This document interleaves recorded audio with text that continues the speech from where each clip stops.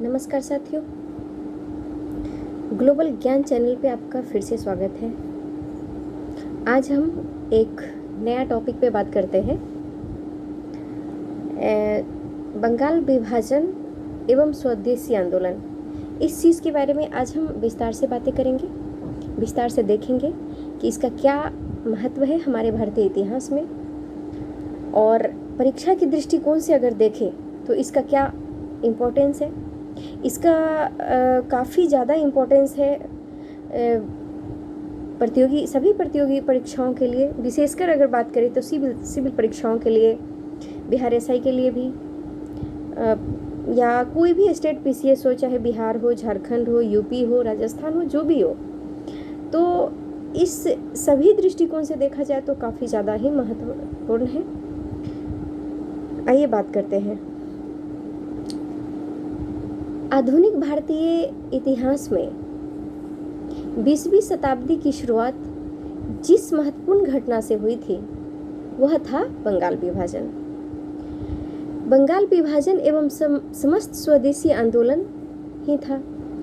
तत्कालीन viceroy Lord Curzon द्वारा सन 1905 ईस्वी में की गई बंगाल विभाजन की घोषणा भारतीय राष्ट्रवाद पर किया गया एक प्रचंड प्रहार था। कहा तो यहाँ तक भी जाता है कि यदि लॉर्ड कर्जन ने सबसे बड़ी मूर्खता का कोई कार्य किया है तो वह निश्चित रूप से बंगाल विभाजन करना ही था। कर्जन की इस घोषणा की सर्वत्र आलोचना की गई थी। उस समय बंगाल प्रेसिडेंसी ब्रिटिश भारत का सबसे अधिक जनसंख्या वाला प्रांत था, जिसमें पश्चिमी एवं पूर्वी बंगाल, जिसको अभी आधुनिक काल में बांग्लादेश के नाम से जानते हैं, ओडिशा, बिहार भी शामिल था। इस विभाजन के पीछे लॉर्ड कर्जन का तर्क यह था कि इतने बड़े प्रांत पर सुव्यवस्थित ढंग से शासन करना संभव नहीं है, किंतु विभाजन का वास्तविक उद्देश्य बंगाल में फैल रहे राष्ट्रवादी आंदोलन की तीव्रता को छीन करना था। लंदन में लॉर्ड कर्जन ने इस विभाजन के राजनीतिक उद्देश्यों को स्पष्ट करते हुए अपने अधिकारियों से यहाँ तक कहा था कि मैं विभाजन के द्वारा विरोधियों के संगठित समूह को तोड़ना चाहता हूँ। अविभाजित बंगाल एक महाशक्ति है जिसे विभाजन द्वारा खंडित कर दिया जाएगा। बंगाल विभाजन की योजना के अनुसार बंगाल को पश्चिमी एवं पूर्वी दो भागों में विभाजित कर दिया गया। इसके बाद पूर्वी बंगाल एवं असम को मिलाकर एक नए प्रांत का गठन किया गया, जिसमें राजशाही, चटगांव तथा ढाका इत्यादि जिले शामिल थे। इस प्रांत की कुल जनसंख्या 3 करोड़ 10 लाख थी, जिसमें 1 करोड़ 80 लाख मुसलमान तथा 1 करोड़ 20 लाख हिंदू थे। इस प्रकार यह एक मुस्लिम बहुल प्रांत बन गया। इस प्रांत की राजधानी ढाका को बनाया गया। पश्चिमी बंगाल में आधुनिक भारत के 11 जिले थे। दार्जिलिंग, कलकत्ता सहित संपूर्ण बिहार व ओडिशा का भूभाग भी शामिल था। इस प्रांत की कुल जनसंख्या 5 करोड़ 40 लाख में से 4 करोड़ 20 लाख हिंदू तथा देखा जाए तो लॉर्ड कर्जन की बंगाल विभाजन की यह योजना प्रशासनिक कम पर सांप्रदायिक भावनाओं से अधिक प्रेरित थी। ये हो गई बात, एक संक्षिप्त सारांश कहिएगा। तो अब हम बात करते हैं बंगाल की घोषणा, विभाजन की घोषणा। बंगाल विभाजन की घोषणा किस प्रकार हुई? दिसंबर 1903 में बंगाल विभाजन के प्रस्ताव की खबर फैलने पर चारों ओर इसके विरोध में बैठक होने लगी, जिसमें ढाका, मेमनसिंह एवं चटगांव में अधिक सक्रियता देखी गई। सुरेंद्रनाथ बनर्जी, कृष्ण कुमार मित्र, पृथ्वी चंद्र राय जैसे बंगाल के प्रमुख नेताओं ने बंगाली हितवादी एवं संजीवनी जैसे अखबार द्वारा विभाजन की घोषणा की आलोचना की। उदारवादियों ने सरकार को बंगाल विभाजन को रोकने के लिए आवेदन भी दिया। विरोध, आलोचना आदि के बावजूद लॉर्ड कर्जन ने 20 जुलाई 1905 को बंगाल को 2 भागों में विभाजित कर दिया। इस घोषणा के प्रतिक्रिया स्वरूप 7 अगस्त 1905 को कलकत्ता के टाउन हॉल में स्वदेशी आंदोलन की घोषणा की गई तथा बहिष्कार प्रस्ताव पास किया गया। 16 अक्टूबर 1905 को एक आधिकारिक घोषणा के साथ ही बंगाल का विभाजन प्रभावी हो गया। बंगाल विभाजन की घोषणा मात्र से ही एक प्रबल राजनीतिक तूफान आ गया, जिसकी लहरों ने विभिन्न विचारधाराओं तथा सामाजिक दृष्टिकोण वाले व्यक्तियों को भी एक तट पर खड़ा कर दिया। बंगाल विभाजन की घोषणा के साथ ही विभाजन के विरुद्ध अनेक विरोध सभाओं का आयोजन किया गया। इस आंदोलन में विशेषकर छात्रों ने अत्यधिक उत्साह से भाग लिया। बंकिम चंद्र चटर्जी द्वारा लिखित गीत वंदे मातरम रातों रात संपूर्ण देश का राष्ट्रगान बन गया। बंगाल विभाजन का दिन बंगाल में शोक दिवस के रूप में मनाया गया तथा रविंद्रनाथ टैगोर के सुझाव पर यह दिन राखी दिवस के रूप में मनाया गया। हिंदू मुस्लिमों ने एक दूसरे के हाथों में राखी बांधकर एकता का परिचय दिया। अब बात करते हैं स्वदेशी आंदोलन का। भारतीय स्वतंत्रता आंदोलन में स्वदेशी आंदोलन को महत्वपूर्ण स्थान प्राप्त है, जो भारतीयों की एक सफल रणनीति व दर्शन का परिचायक माना जाता है। स्वदेशी का अर्थ है अपने देश का। स्वदेशी कहने से क्या तात्पर्य है? अपने देश का। इस आंदोलन का मुख्य लक्ष्य ब्रिटेन में बनी वस्तुओं का बहिष्कार करना तथा भारत में बनी वस्तुओं का अधिकाधिक प्रयोग कर ब्रिटेन को आर्थिक क्षति पहुंचाना था। इस रणनीति से न केवल औपनिवेशिक शासन को आर्थिक रूप से नुकसान पहुंचा, बल्कि इससे देश में नए रोजगारों का भी सृजन हुआ। इसलिए इस आंदोलन को एक रणनीति के तहत अपनाया गया था। स्वदेशी आंदोलन एवं विदेशी वस्तुओं के बहिष्कार का यह आंदोलन संपूर्ण भारतवर्ष में फैल गया। पंजाब में इस आंदोलन का नेतृत्व अजीत सिंह, लाला लाजपत राय, महाराष्ट्र में बाल गंगाधर तिलक, दिल्ली में सैयद हैदर रजा, मद्रास में चिदम्बरम पिल्लई तथा संपूर्ण मध्य भारत, उत्तर भारत, बंगाल बिहार में रविंद्रनाथ टैगोर, सुरेंद्रनाथ बनर्जी, अरविंद घोष आदि नेताओं ने किया। ऐसा कहा जाता है कि सी राजगोपालाचारी ने स्वराज आम जनता के लिए, उनके शब्दों में कहा जाए, चक्रवर्ती राजगोपालाचारी उनका एक अहम रोल रहा है और उनके शब्द में स्वराज से स्वदेशी शब्द स्वदेशी आंदोलन है। तो उनके शब्दों में अगर हम कहा जाए तो स्वराज आम जनता के लिए होना चाहिए, न कि केवल कुलीन वर्गों के लिए, क्योंकि स्वराज पार्टी के सदस्य परिवर्तन समर्थक थे। इस प्रकार अब हम ये देखेंगे कि स्वदेशी आंदोलन का क्या प्रभाव रहा। इस आंदोलन को सर्वाधिक सफलता विदेशी वस्तुओं के बहिष्कार से ही मिली। महिलाओं ने विदेशी प्रसाधन सामग्री, चूड़ियाँ एवं बर्तनों आदि का प्रयोग करना बंद कर दिया। धोबियों ने विदेशी कपड़ों को धोने से इनकार कर दिया। अनेक जगह विदेशी कपड़ों की होलियां जलाई गई। मंदिरों के प्रसाद में यदि विदेशी चीनी का प्रयोग किया जाता था तो महंत उस प्रसाद को लेने से इनकार कर देते। स्वदेशी आंदोलन ने लोगों को आत्मशक्ति और आत्मनिर्भरता का नारा दिया। स्वदेशी वस्तुओं की आपूर्ति को सुनिश्चित करने हेतु स्वदेशी प्रतिष्ठानों की स्थापना की गई। आचार्य प्रफुल्ल चंद्र राय ने प्रसिद्ध बंगाल केमिकल्स फैक्ट्री की स्थापना की। स्वदेशी आंदोलन का सर्वाधिक प्रभाव कला एवं संस्कृति के क्षेत्र में भी पड़ा। इस काल के महान राष्ट्रवादियों जैसे रविंद्रनाथ टैगोर, रजनीकांत सेन, द्विजेंद्र लाल राय, मुकुंद दास, सैयद अबू मोहम्मद इत्यादि ने अपनी कविताओं एवं गीतों के माध्यम से आंदोलनकारियों को प्रेरणा दी। रविंद्रनाथ टैगोर ने इस आंदोलन को इसी समय अमार सुनार बंगला नामक गीत की रचना की। जो कालांतर में बांग्लादेश का राष्ट्रीय गीत बना। बंगाल की गलियां और सड़कें देशभक्ति के गीतों से गूंज उठी।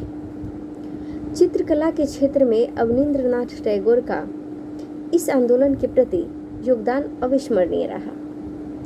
अजंता की चित्रकला एवं राजपूत काल की चित्रकला से प्रेरणा लेकर अनेक राष्ट्रवादी चित्रों का निर्माण किया गया। प्रसिद्ध भारतीय कला मर्मज्ञ नंदलाल बोस ने भारतीय कला के प्रोत्साहन में महत्वपूर्ण योगदान दिया। शिक्षा के क्षेत्र में भी इस काल में स्वदेशी आंदोलन का विकास देखा जा सकता है। रविंद्रनाथ टैगोर के शांति निकेतन से प्रेरणा लेकर कलकत्ता में बंगाल नेशनल कॉलेज स्थापित किया गया तथा अरविंद घोष इसके प्रथम प्रधानाचार्य नियुक्त किए गए। शीघ्र ही देश के अन्य भागों में नेशनल स्कूल एवं कॉलेज स्थापित किए गए। अगस्त 1906 में नेशनल काउंसिल ऑफ एजुकेशन की शुरुआत की गई। सामान्यतः कृषक एवं मुसलमान 1905 ईस्वी के स्वदेशी आंदोलन से अप्रभावित रहा।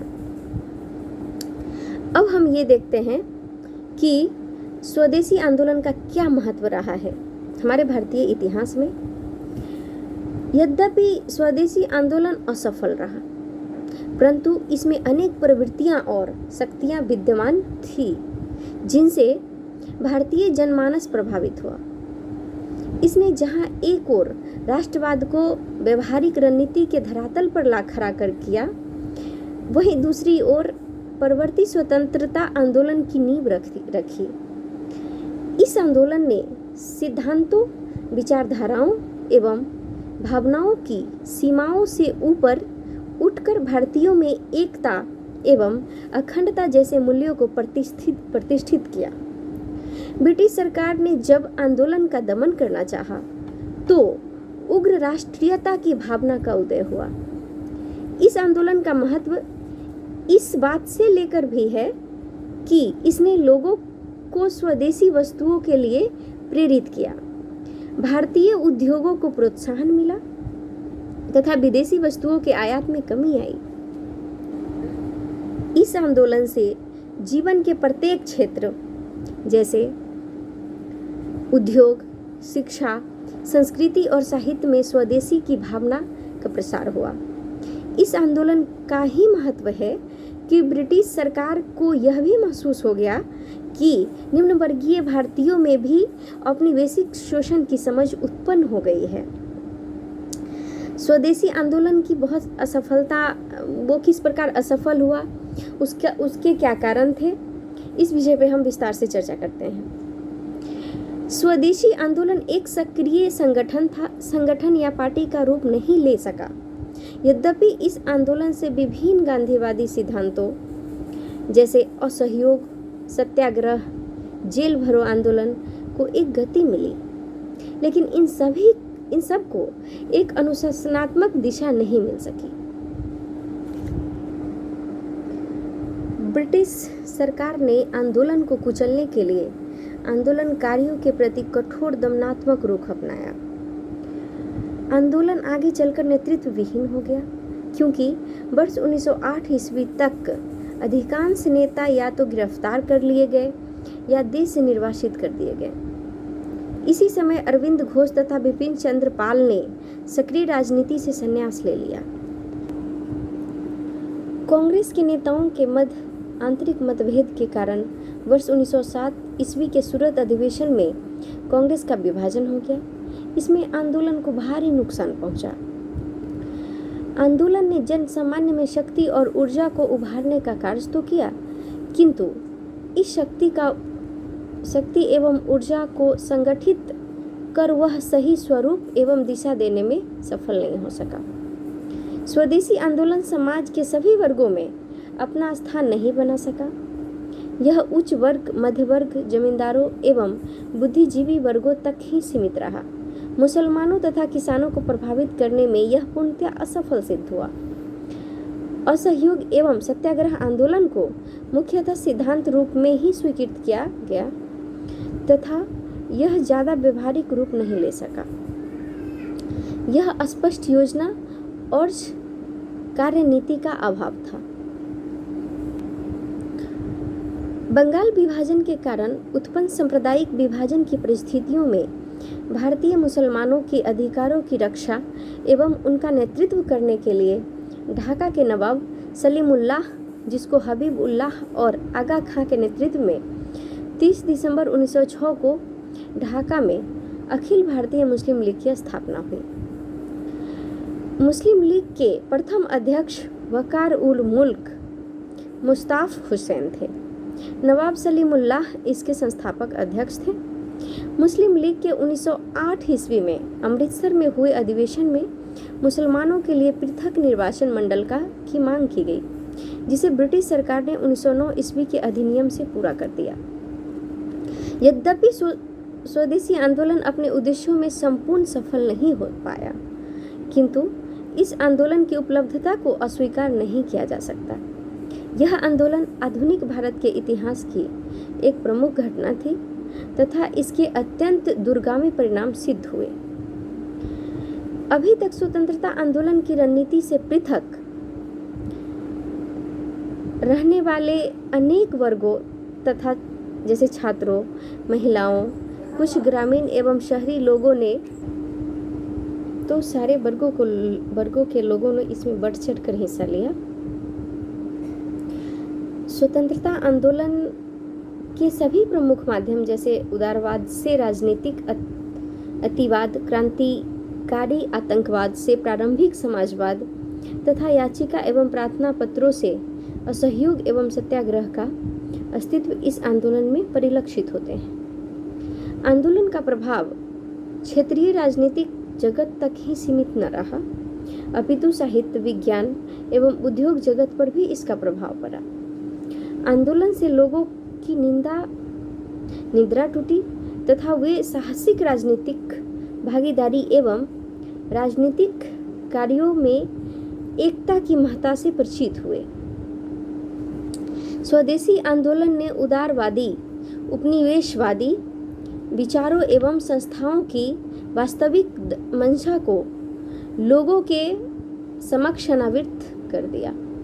आंदोलन से प्राप्त हुए अनुभवों से स्वतंत्रता संघर्ष की भावी रणनीति को तय करने की सहायता मिली। इस प्रकार स्वदेशी आंदोलन ने उदारवादियों की याचिका एवं अनुनय विनय की नीति को अप्रासंगिक एवं व्यर्थ साबित कर दिया। उदारवादी अपने कार्यक्रम एवं नीतियों को यथोचित गति नहीं प्रदान कर सके। उनकी यह असफलता इस बात से सिद्ध हो गई कि युवा पीढ़ी ने उनके नेतृत्व को नकार दिया तथा उन्हें सहयोग देने से इनकार कर दिया। जन सहयोग प्राप्त करने में नरमपंथियों की असफलता से यह बात स्पष्ट हो गई कि उन्होंने नीतियाँ भारतीयों में जड़ें नहीं जमा सकी। नरमपंथी अपने उद्देश्यों एवं लक्ष्य का व्यापक प्रचार प्रसार भी नहीं कर सके। स्वदेशी एवं बहिष्कार आंदोलन के प्रारंभिक चरण में उदारवादी इसे अखिल भारतीय स्वरूप प्रदान करने में असफल रहे तथा उनका नेतृत्व में आंदोलन में कोई खास प्रगति नहीं हुई।